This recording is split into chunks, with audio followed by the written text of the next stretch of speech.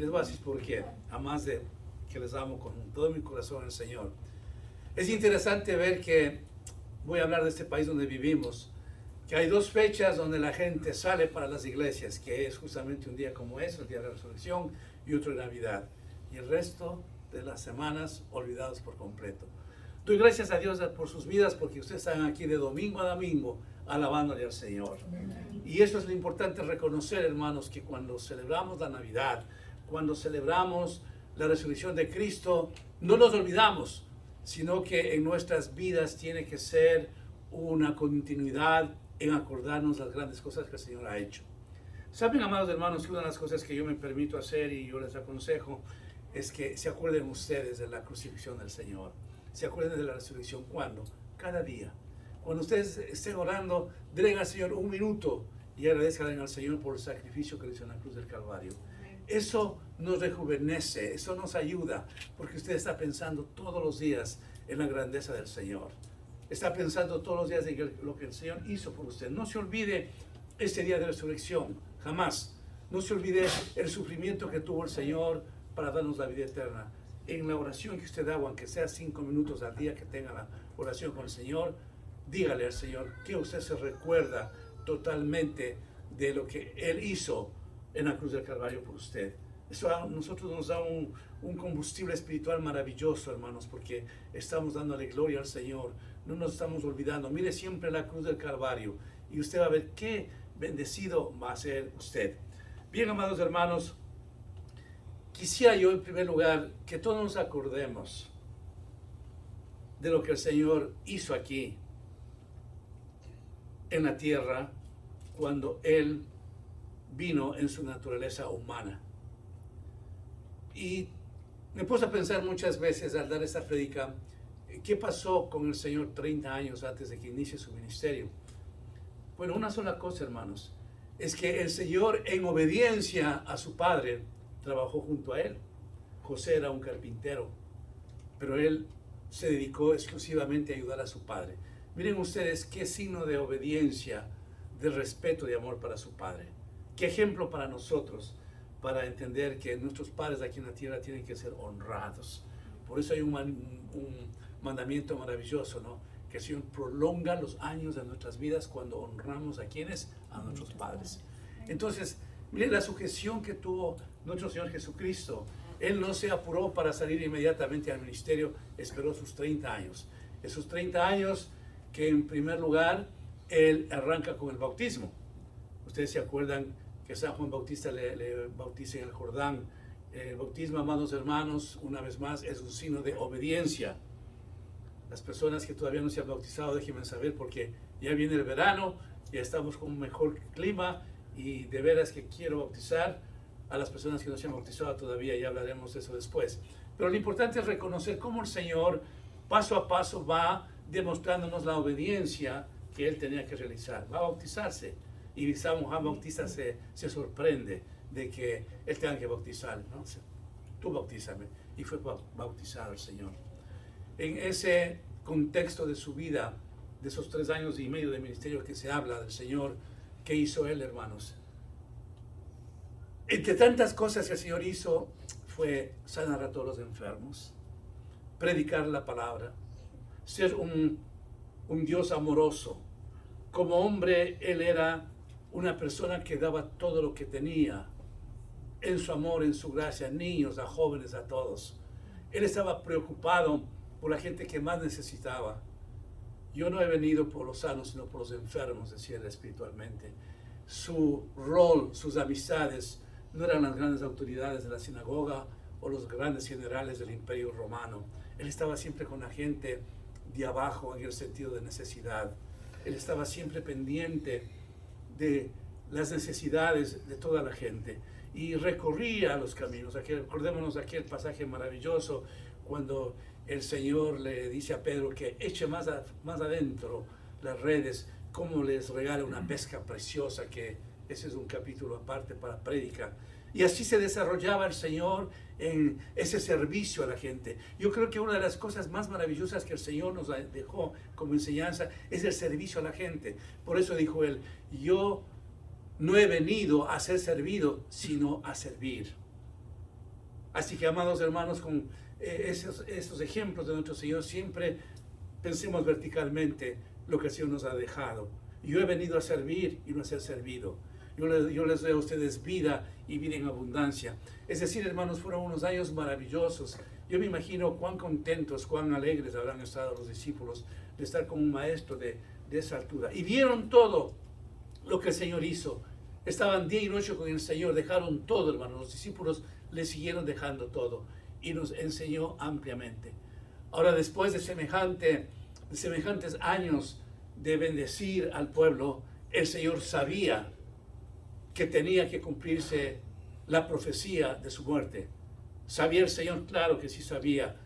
Él sabía perfectamente a lo que tenía que atenerse. Por esa razón, el Señor, la noche anterior de ser crucificado, el Señor siente una necesidad de ir a orar, y en el Monte de los Olivos nos dice la palabra, que mientras Él oraba, con toda su alma, con todo su corazón, entiendo, le chorreaban de sus mejillas, no sudores, sino gotas de sangre.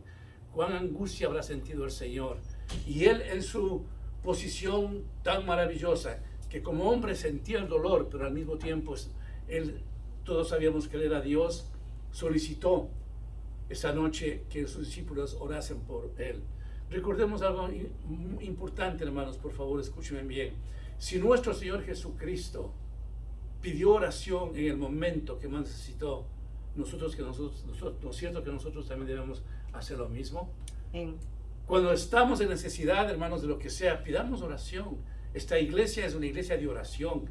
Aquí en esta iglesia hemos visto milagros, hermanos, por la oración. Usted lo sabe, usted lo ha pasado eso.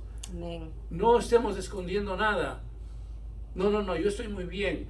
No, cuando haya, hermano, aflicción, cuando haya necesidad, cuando estemos enfermos, cuando estemos quebrantados en las finanzas, cuando pasemos por una situación adversa, no tengamos ningún problema escribir un WhatsApp a la iglesia. Hermanos, oren por mí. No tiene necesariamente que entrar en profundidad de lo que está ocurriendo en su vida, pero comparta. Eso es maravilloso, hermanos. Yo estoy encantado cuando ustedes mandan un WhatsApp y nos dicen, oremos por esta situación, y nos comprometemos a orar, y después escuchamos que Dios sanó, que Dios proveyó, etc. Amén. Entonces, el ejemplo maravilloso que nos da nuestro Señor Jesucristo es el mismo. Él no tuvo ninguna vergüenza de decir a sus discípulos, oren por mí. Hay ocasiones, hermanos, que los cristianos queremos esconder, no sé por qué, situaciones adversas que nos pasa y no decimos nada. No, tenemos que decir, hermanos, hermano, me siento enfermo, ore por mí. Pastor, yo quisiera que este domingo ore porque estoy buscando un trabajo. Pastor, me gustaría que ore porque necesito esto. Y no es el pastor el que va a darles nada, sino es el Señor. Pero en la intercesión de la oración. Así es que nuestro Señor Jesucristo sabía perfectamente que Él necesitaba oración en el momento más difícil de su vida. Porque eso es lo que le ocurrió en el momento más difícil de su vida. Y aquí quiero resaltar, hermanos, el hecho de que realmente fue la noche y el día más triste de su vida. Sus discípulos, dice la palabra del Señor, lo dejaron. Todos los discípulos. Uno de ellos le traicionó por un puñado de monedas. El otro en su cara le negó 3 veces. Como si alguna ocasión yo me encontraría con el hermano Carlos o el hermano Orlando en situaciones difíciles y me dicen, no, el pastor me conoce a mí. Yo no le conozco a usted, hermano Orlando. Hermano Carlos, no le conozco. Imagínense ustedes, por favor, pensemos en esto, hermanos, que no es nada fácil para entender. Sensibilicémonos en estos segundos y pongámonos las sandalias del Señor. Sus discípulos amados, con quien estuvo día y noche, el uno le traiciona por dinero. El otro en su cara dice, no, yo no le conozco a él. El brazo derecho de él, uno de sus discípulos. ¿Cómo se habrá sentido el Señor? O sea, yo quiero interpretar, hermano, que psicológicamente el Señor estaba hecho pedazo en ese momento. Humanamente, sus discípulos le dejan, los 2 discípulos, el uno le traiciona por dinero, el otro le llega personalmente y realmente va solo a la cruz del Calvario. Y aquí, hermanos, me detengo para que todos siempre nos acordemos lo que les voy a decir. Analizando, hermano, este mensaje, encontré, porque qué bueno que tenemos un celular para encontrar, los clavos que le pusieron al Señor tenían una dimensión de 14 centímetros. Y en el análisis que yo leía de algunos comentarios, dice que el soldado romano tuvo que clavar 50 veces, martillar 50 veces los clavos. A mí me parecería que en tres martillas se acababa, pero menciona estos autores, estos comentaristas, que se martilló, el soldado romano martilló 50 veces en esos clavos que tenían 14 centímetros de longitud. Imaginémonos un momento el dolor que sintió el Señor. Fueron 3 clavos que le ponían, los pies puestos así y los otros en sus manos, unos dicen en la muñeca que le pusieron. ¿Qué dolor habrá sentido el Señor, hermanos? Esos clavos feroces que le pusieron al Señor. Razón, cuando el Señor estaba en la oración frente a su Padre, tuvo que decirle: si te es posible, pasa de mí esta copa, pero que no se haga mi voluntad sino la tuya. ¿Por qué? Porque en su naturaleza humana él sabía lo que le esperaba, hermanos. Un clavo que le ponían en sus pies de 14 centímetros y que el soldado romano martillaba unas 50 veces. No puedo yo hasta este momento entender el sufrimiento de nuestro Señor Jesucristo. Y al fin y al cabo él tenía toda la potencia, el poder, vamos a decir, de llamar a su Padre y que lo rescate, como dijo, con legiones de ángeles. Pero no lo hizo, porque había una profecía que él tenía que cumplir. Entonces yo quisiera que en esta mañana nos encarnemos en primer lugar en lo que el Señor hizo antes de ir a la cruz, y en segundo, el sufrimiento físico que él tuvo, hermanos. Yo todos los Viernes Santos veo la película de Jesús. Ojalá el próximo año me hagan acuerdo para ver aquí el Viernes Santo en la noche. Y si algunos lo vieron ya, es precioso volverlo a ver. Yo lo veo cada Viernes Santo. Y parecería que lo veo por primera vez, porque podemos ver ahí no solamente los milagros, las grandes cosas, sino especialmente su sufrimiento. Así es que el Señor llega, hermanos, a la cruz del Calvario después de pasar lo que nunca nos podemos imaginarnos. Pero llega el momento más solemne de su vida, hermanos, que resucita el Señor. Aleluya. Y deja a un lado esa tumba. El único líder, si usted quiere llamarle, el único líder de todas las religiones existentes en este mundo, el único líder que ha dejado la tumba vacía, hermanos. Por eso a mí me encanta hablar del cristianismo, porque el cristianismo a mí no me está enseñando ningún estilo de religiosidad. Haga esto, haga esto otro. Sino nosotros decimos: haga lo que está aquí en la palabra. Amén. Esto nos salva. Cuando reconocemos la gracia del Señor, cuando reconocemos el sufrimiento de Dios, y hacemos un balance de nuestras vidas y decimos: Señor, ¿qué hubiera sido de mí si tú no llegabas a mi vida? Dios consolida todo lo que Él tenía planificado. Dios sabía el momento en que tenía que decir al Señor: se ha terminado, está consumado, it is finished. El momento que el Señor dijo así, realmente era la esperanza para toda la humanidad, hermanos. Después de 2000 años, podemos decir que ha habido generaciones tras generaciones, en que todas las generaciones, hermanos, han vivido y estamos viviendo el periodo más maravilloso, que es el periodo de la gracia, el ser salvos por gracia. Pero ¿sabe cuál es lo lamentable, hermanos? Es que yo me atrevo a decir que después de 2000 años de gran sacrificio del Señor, no sé si me atrevo a decir lo correcto, pero no creo que la mayoría del mundo esté enfocado en la grandeza de Cristo, hermanos. No creo. Lo que tenemos en este momento en el mundo entero son guerras, rumores de guerras, terremotos, inundaciones, hambres, injusticias, violencia, muertes de gente inocente. Si es que el mundo entero, hermanos, hubiera reconocido la deidad, la grandeza de Cristo, seríamos diferentes, hermanos. Imagínense ustedes, todo el mundo entero, esos 8.000 millones de habitantes que hoy tiene el mundo entero, si hubiéramos estado plasmados, concentrados en la grandeza de Dios, ¿qué mundo sería tan diferente? Pero no ha sido así, hermanos. A la gente no le ha gustado la puerta angosta, sino la estrecha, la ancha, la fácil. No ha entendido el mundo entero el sacrificio de Cristo. Como no lo entendió ayer la gente que vivió en la época del arca de Noé. No lo entendieron. Le decían viejo loco. Pero hubo un momento, hermanos, que las puertas del arca se cerró y la gente aruñaba, raspaba para querer entrar. Era muy tarde. La gente en Sodoma y Gomorra no entendió. Y tuvo que perecer todas esas ciudades, hermanos, porque no entendieron.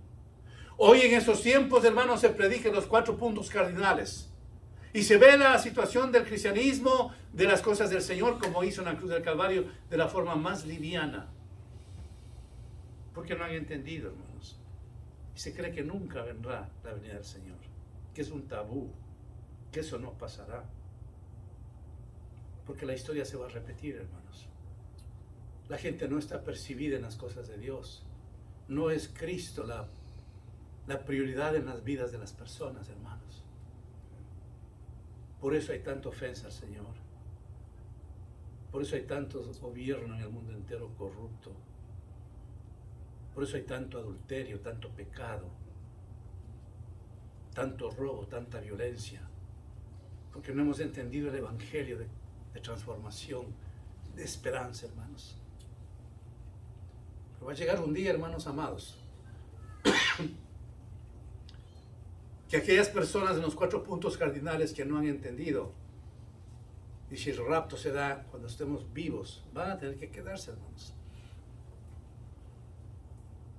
Y eso va a ser muy doloroso, eso va a ser muy triste.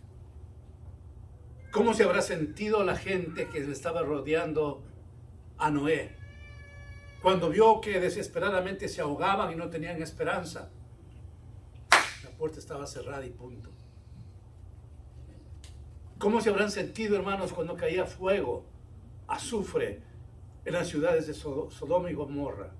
Era muy tarde. Dios sentenció lo que tenía que pasar en esa ciudad.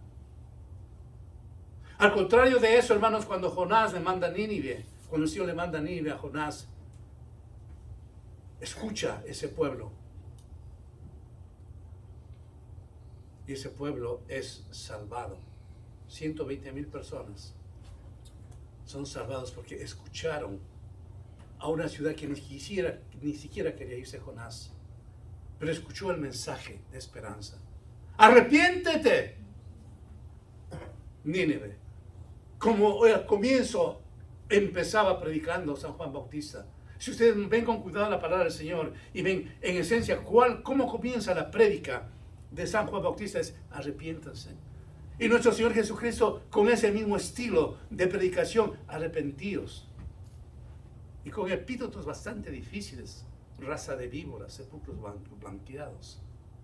Lo mismo San Juan Bautista. Pero la gente tomaba en poco. Y lo crucificaron al Señor y murió. La preocupación que yo tengo, hermanos, no de esta iglesia, sino del mundo entero, es de saber que después de semejante sacrificio del Señor, realmente no ha pasado casi nada. No he hecho ninguna encuesta, hermanos, porque no soy una persona que hace encuestas. Pero es muy fácil para cada uno de nosotros escuchar una noticia, leer un periódico, escuchar la radio y saber cómo es el mundo entero. El doctor Billy Graham decía, yo siempre leo las revistas y siempre leo la prensa para saber cómo es el mundo entero y darle gracias a Dios que yo y mi familia no estamos involucrados en esto. ¿Sí? No soy una persona que estoy escuchando las noticias de horas, pero sí quiero saber lo que está ocurriendo para darle gracias a Dios de lo que nosotros estamos viviendo. Cuando miramos la televisión y vemos a aquellos inmigrantes que tienen que pasar cosas difíciles, le digo, gracias Señor por la iglesia donde estamos, que estamos tranquilos. Cuando veo o he mirado en reportes de que la gente está buscando comida en la basura, le digo, gracias Señor que nos tienes la comida diariamente. ¿No está así el mundo entero, hermanos? Claro que está así. Una vergüenza para los gobiernos que se ha visto, hermanos. Ahí las cámaras tomando la realidad, buscando comida en la basura, porque no tienen que comer. Y entonces todo eso refleja, hermanos, en nuestras vidas para que pensemos en cada momento lo que el Señor ha hecho en nuestras vidas. Ya hemos cantado inclusive, ya sabemos, pero hay algo especial que quiero dar lectura, hermanos, en esta mañana. Cuando dice en San Lucas 24:5, y como tuvieron temor y bajaron el rostro a tierra, les dijeron, ¿por qué buscáis entre los muertos al que vive? No está aquí, sino que ha resucitado. Amén. Él vive. Amén. Amados hermanos, eso es lo que nosotros tenemos que comprender cada día. Tenemos un Dios vivo. Ese Dios que está intercediendo por usted a cada momento. Amén. Para que no se pierda. Para que haya salvación eterna. La tarea de nuestro Señor Jesucristo no concluyó después de la resurrección. Él no ha concluido hasta este día, hermanos. Porque Él está preocupado de su vida, de la mía. ¿Cómo estamos caminando? ¿Qué estamos haciendo? ¿Qué hay? Intercediendo ante nuestro Padre, que nos tenga misericordia. El mundo entero necesita la misericordia de Dios. Y entonces, ¿qué nos ha dejado el Señor después de la resurrección? Nos ha dejado, en primer lugar, el perdón de pecado. Nos lavó nuestros pecados, como hemos cantado, por su sangre preciosa, nos lavó de pecado. Al ser nosotros lavados de los pecados, ¿qué nos delegó? ¿Qué nos dio el Señor? ¿Qué nos regaló? La salvación eterna. ¿Qué nos ha dado la resurrección, hermanos? Paz. Mi paz os dejo, mi paz os doy. Yo no los doy como el mundo la da. ¿Qué nos ha dejado la resurrección del Señor? Esperanza. Nos ha dejado amor. Nos ha dejado protección. Nos ha dejado provisión, hermanos. Amén. Es decir, nosotros, hermanos, tenemos frente a nuestras vidas un cúmulo de bendiciones que es el resultado de la resurrección. Pero, hermanos, yo quiero que ustedes se hayan grabado este mensaje de que en la resurrección, para obtener lo que estoy mencionando, fue un trayecto bien doloroso de nuestro Señor Jesucristo. Fue un trayecto demasiado complejo para llegar al día de la resurrección, para que nosotros estemos celebrando este domingo de Pascua, ungidos en el Señor, bendecidos en el Señor, con una esperanza maravillosa. Y así los años van pasando, hermanos. Pasan los años, pasan los tiempos. Vamos envejeciendo, nuestros cabellos ya se hacen blancos. Y si estamos con el Señor, nos queda la alegría, la paz, la tranquilidad que algún día nuestros hijos irán al cielo, los nietos, bisnietos y todas nuestras generaciones. Amén. La resurrección no solamente nos deja a nosotros esa bendición, sino que nos deja hasta la quinta y mil generación, así dice la palabra. Y siempre repito yo lo mismo, no nos preocupemos por nuestros hijos si a lo mejor no están en condiciones que nosotros querramos. No nos preocupemos si están identificados los hijos como los hijos pródigos. Más bien miremos la resurrección de Cristo, el amor de Él, para decir, algún día el Señor traerá a esos familiares a su redil. Amén. ¿Por qué lo hará, hermanos? Porque es la promesa que nos ha dado. La resurrección de Cristo nos ha dejado la sanidad de nuestros cuerpos. Porque así dice la palabra del Señor, que por tus llagas fuimos curados. Amén. Cuando estamos enfermos y cuando ya no podemos más, Como le conocemos al Señor, le decimos, Señor, que tu sangre preciosa me lave de la enfermedad que tengo. Ayúdame, Señor. La resurrección de Cristo nos ha dejado una perseverancia absoluta en las cosas del Señor. Porque Él diariamente nos ayuda a perseverar. De una u otra forma estamos en comunicación con Él. Y cuando viene algún periodo de tiempo que nos apartamos en lectura de la palabra, que nos apartamos en la oración, en algún momento el Señor nos toma y retoma nuestra vida espiritual para continuar amándole al Señor. La tarea de Jesús ha sido maravillosa, hermanos. Siéntase usted honrado, de veras. Siéntase usted feliz, contento, que tiene un Padre maravilloso. Usted y yo, hermanos, estamos rumbo a Canaán. Usted y yo estamos en el camino para la celebración de las bodas del Cordero, hermanos. Amén. Yo vivo, Señor, porque tú vives.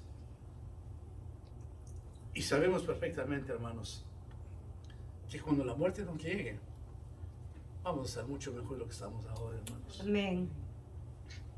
No hay nada, escuchen bien esto, no hay nada que detendrá nuestras vidas para no continuar con el Señor.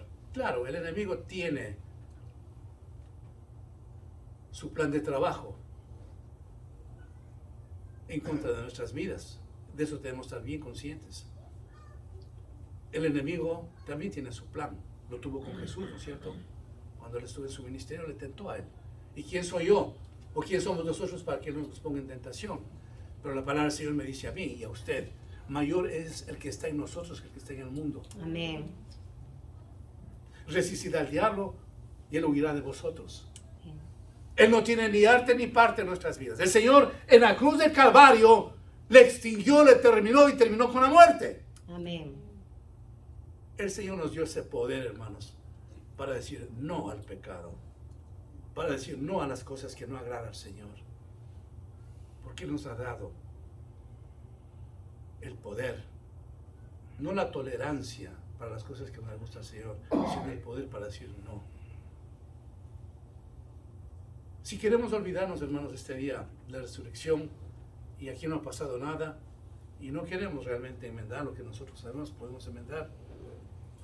Quiero decir, hermanos, que su vida tibia seguirá, pero nosotros como hijos de Dios tenemos que acordarnos en este día que Dios en su misericordia, que el Espíritu Santo en su misericordia nos haga acuerdo todos los días de ese sacrificio grande que Él hizo para salvarnos, de esos clavos terribles, monstruosos que le pusieron al Señor. Y algo tan especial que el Señor nos dejó, hermanos, con esto voy a concluir. Cuando ya el Señor se iba, nos mirábamos que todos nos quedábamos huérfanos, hermanos, porque Jesús ya se fue, ya no estaría con la humanidad.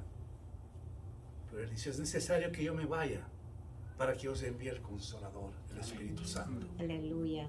Y nos envía algo maravilloso, hermanos, que es lo mejor que nosotros tenemos después de esa salvación, saber que el Espíritu Santo vive aquí en mi corazón y en el suyo. Y que nos está cuidando, protegiéndonos, animándonos, levantándonos, perdonándonos, haciéndonos personas diferentes. Porque no nos ha dejado. El Espíritu Santo mora en nosotros, hermanos. ¿Qué significa? Que Dios mismo está en usted. No le aflijamos al Espíritu Santo, hermanos. No desechemos la presencia de Él. Él es un caballero. Él quiere habitar en un cuerpo limpio, santo, sin mancha, sin arruga. Todos los días con nosotros el Espíritu Santo. Cuando estamos nosotros yendo para el mal camino, nos redarguye y dice, no, no vayas por acá. Cuando nos va a pasar algo fatal, no hagas esto. Tenemos el Consolador, hermanos. Estamos en aflicción, estamos en llanto, en dolor, en preocupación de algo. Viene el Espíritu Santo, nos levanta, nos anima. Porque para eso mandó nuestro Señor Jesucristo, el Espíritu Santo. hay un lugar en su vida donde está Dios, el Espíritu Santo. Ese privilegio no lo tiene la gente. Ese privilegio no lo tuvo el pueblo de Dios en el Antiguo Testamento, hermanos. Era solamente gente muy escogida, como Abraham, Isaac, Jacob, Moisés, Elías, Jeremías, esos grandes hombres, David, Salomón.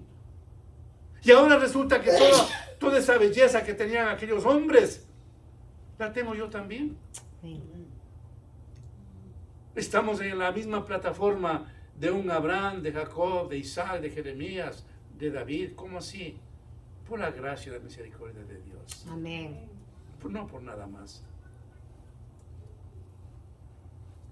La resurrección, hermanos, del Señor nos dio esta belleza, tener la llenura del Espíritu Santo. Amén.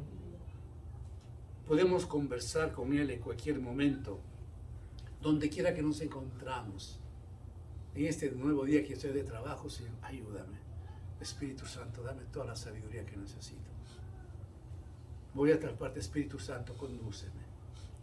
Espíritu Santo, que no hable lo incorrecto. Es decir, mantenemos una comunión absoluta.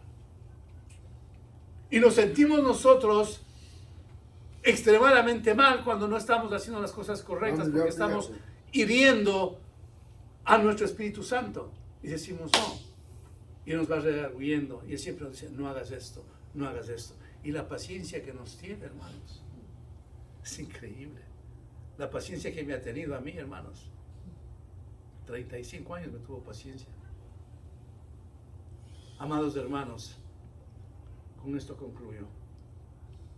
No dejemos que solamente hoy podamos recordar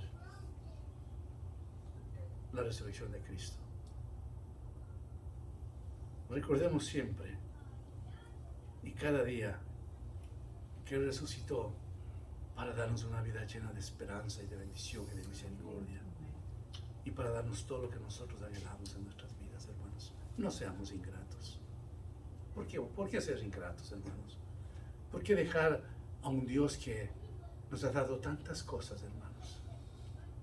A un Dios que realmente nos ha escogido. ¿Por qué usted y yo aquí estamos aquí? ¿Por qué? Por la misericordia de Dios. ¿Por qué mis vecinos? Yo cuando salgo de la casa, yo veo que ningún vecino está saliendo a ningún templo, nada. ¿Por qué yo? ¿Sabe por qué? Por la misericordia de Dios. ¿Por qué usted está aquí esta mañana? Por la misericordia de Dios, hermano. Amén. Entonces somos un pueblo escogido. Somos un pueblo escogido. Él tuvo la misericordia de escogerle a usted y a mí para estar en esta mañana alabándole al Señor. Amén. Amén, hermanos. Amén. Amén. Oramos, por favor.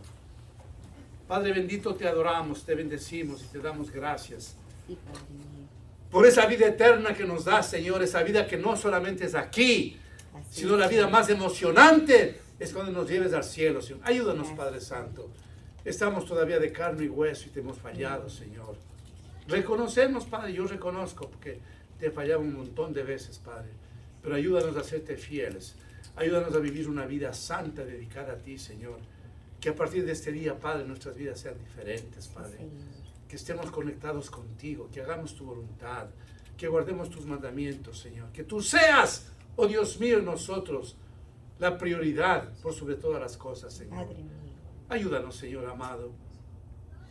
Y tú abrázanos en este día, Señor. Señor. Esa sangre preciosa que hemos hablado en este día y hemos cantado, que nos lave de todo pecado, Señor. para ir contentos a nuestras casas y saber que ese Salvador está junto a nosotros. Así es, Señor. En nombre de Jesús oramos. Amén. Amén. Amén.